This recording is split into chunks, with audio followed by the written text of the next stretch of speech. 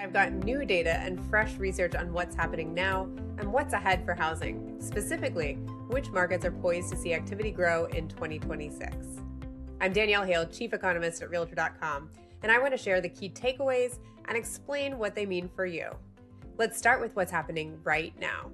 The November Housing Trends Report showed that buyers gained some ground as home prices flatten and active listings and new listings both continue to grow.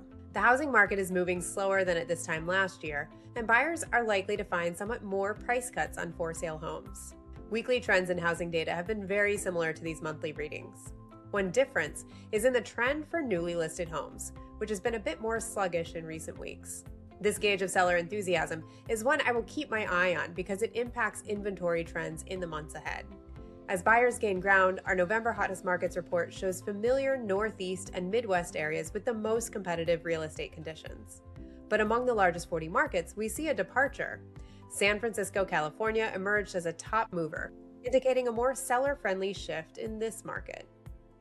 The mortgage rate lock-in effect continues to shape homeowner decisions about selling and buying.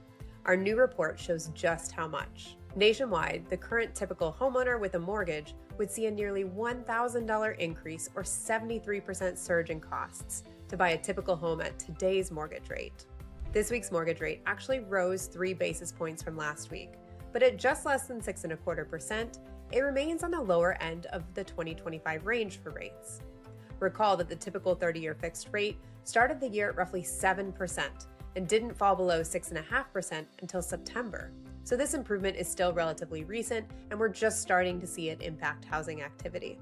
At the December Fed meeting, we saw another Fed rate cut. The Fed's policy rate is now within the range of some estimates of the neutral rate. As a result, some participants may want to see stronger evidence of a slowing economy before supporting further rate cuts, as seen in an uptick in the number of voters who preferred not to cut the rate at this most recent meeting. When monetary policy is at a transition phase and the Fed's two policy goals, full employment and price stability, are in tension, it's not surprising to see different perspectives on the appropriate policy, as we see now. Looking ahead, I expect we'll see just a couple of Fed rate cuts spaced out over several months in 2026. It's worth remembering that the Fed does not set mortgage rates. What's ahead for mortgage rates? Our 2026 housing forecast anticipates that they'll continue to hover around their current 6.25% range, down from the 2025 annual average. I discussed this and the Realtor.com outlook alongside Chief Economist of the National Association of Realtors and National Association of Home Builders at the annual NAR Housing Forecast Summit. Watch the video replay for a great overview of the key real estate trends to watch in the year ahead. Finally, our 2026 housing predictions enable us to identify the metro areas that are poised to see the greatest growth in home transaction activity, driven by a combination of home sales and home price growth. Our top markets for 2026 are overwhelmingly located in the Northeast and Midwest, where relative affordability gives buyers a refuge from higher housing costs.